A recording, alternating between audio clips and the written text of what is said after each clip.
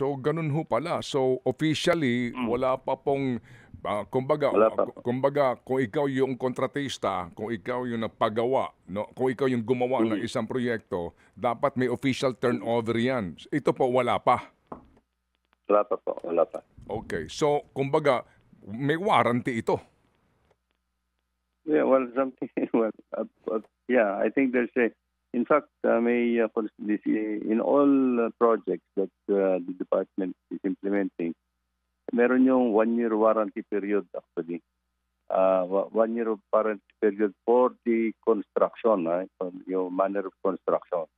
But yung structural integrity of the project is actually, I think, for a structure like this, mga bridges is, I think, about 15, 20 years. Mhm. Opo, opo. Yung kanyang supposed to be po, warranty na kung may mangyari Mm. doon sa tulay, mananagot yung kontratista.